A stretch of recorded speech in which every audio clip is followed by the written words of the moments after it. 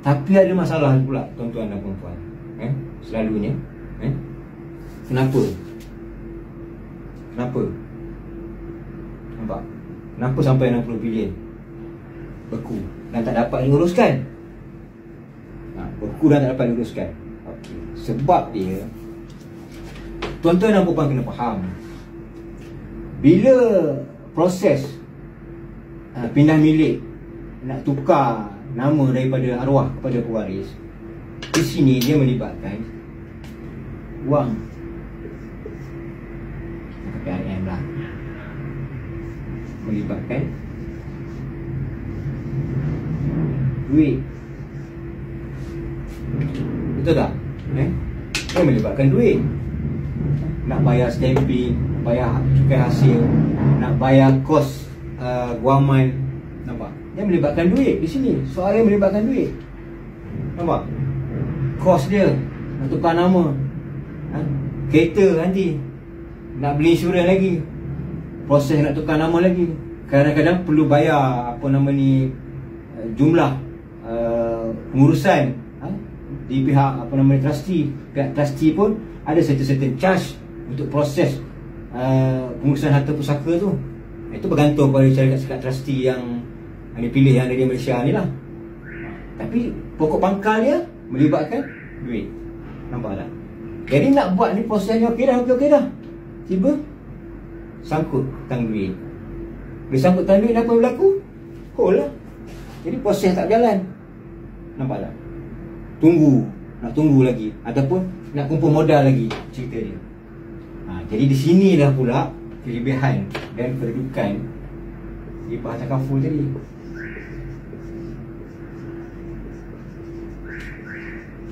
Nampak? Kedudukan hibah takaful tadi. Nampak proses dia. Maksud dia si suami tadi, si suami tadi pada peringkat awal dia dah daftar dan tulis wasiat.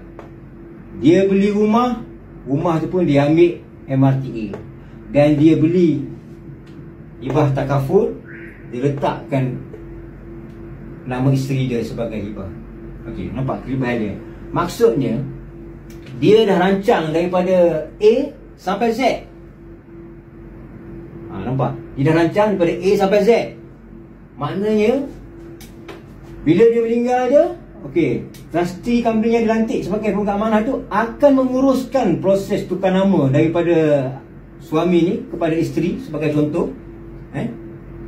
Dan kos-kos yang terlibat untuk urusan tu dah dia tinggal siap-siap dah. Nampak?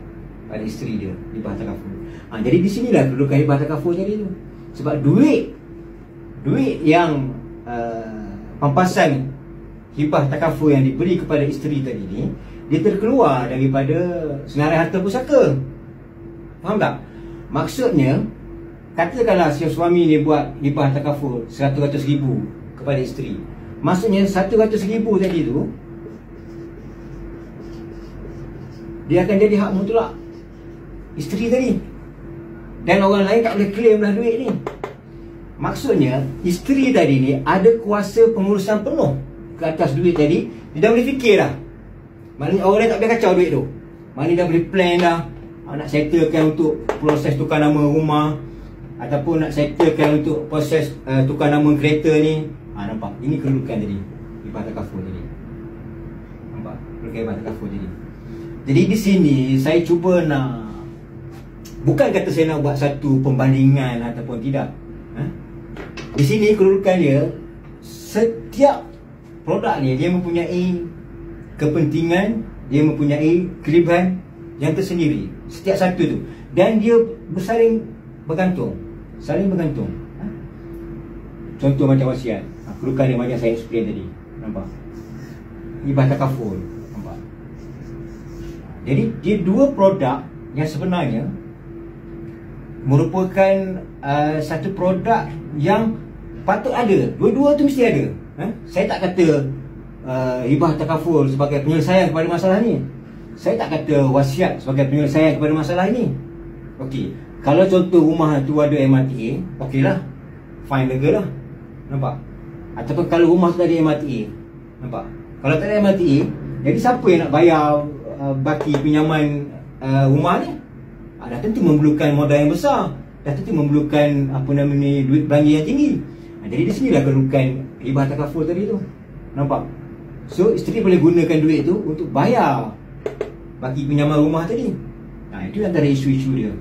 Jadi wasiat dan hibah takaful ni, wasiat dan hibah takaful ni, dia dua produk yang berbeza tetapi saling bergantungan dan mempunyai kelebihan serta benefit yang tersendiri. Itu saja. Jadi wasiat ni, kalau daripada segi keutamaan, wasiat ni sepatutnya menjadi perkara nombor satu. Dia mesti jadi perkara nombor satu. Macam saya cerita tadi, nampak tak isu dia? LA, mahkamah, mana proses nak kena lantik pemegang amanah, nak kena lantik ataupun wasi. Jadi proses ni dia akan drag masa tu. Jadi hibah takaful ni, dia menjadi penyelamat. Menjadi penyelamat kepada urusan untuk kewangan lah. Urusan untuk kewangan. Jadi ini sedikit apa yang cuba saya nak kongsikan. Nak kongsikan. Maksudnya kedudukan daripada antara wasiat, hibah takaful, dan ini antara contoh rumah dan kereta. Jadi kalau ceritakan hal-hal lain, contohnya engkau bank, tanah ke, nampak, share, macam mana yang saya cerita sebelum ni dalam episod harta kena beku tu. So antara perkara-perkara ni pula untuk proses pengagihan kepada pewaris tu, jadi tetap memerlukan arahan daripada wasiat juga. Nampak? Maksudnya kalau tak ada wasiat, tidak dilantik trustee company sebagai pemegang amanah, maksudnya dia perlu melalui proses macam ni juga lah. LA, mahkamah untuk dapatkan LA daripada mahkamah, apa semua. Jadi inilah antara sebabnya kenapa sampai statistik 60 bilion harta yang tak dituntut.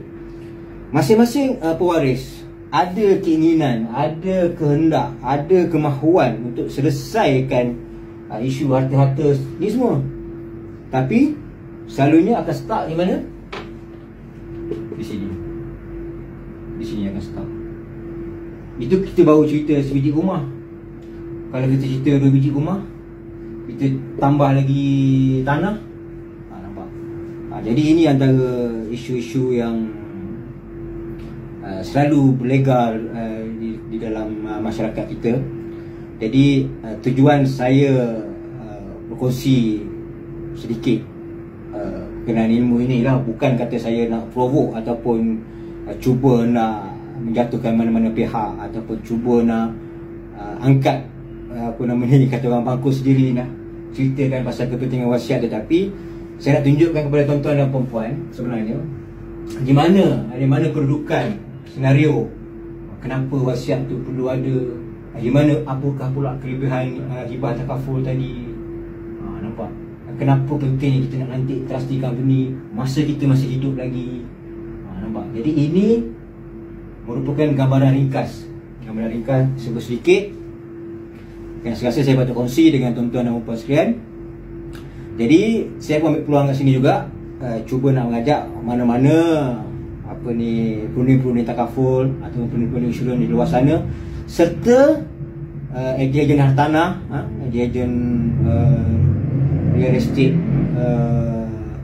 mari sama-sama dengan saya untuk bersama-sama kita buat bisnes, menggalakkan masyarakat, menggalakkan orang ramai, menggalakkan orang awam untuk tulis dan daftar wasiat. Jadi kalau kepada berminat tu, boleh PM saya, WhatsApp saya ataupun email saya, ataupun boleh view dekat saya punya page saya, Wasiat dan Urut Pusaka. Sedikit ada lagi-lagi video-video yang saya share di page saya tu. Jadi saya harap kongsian saya ini boleh memberi manfaat kepada tuan-tuan dan puan-puan dan boleh kongsi dengan rakan-rakan yang lain. Terima kasih.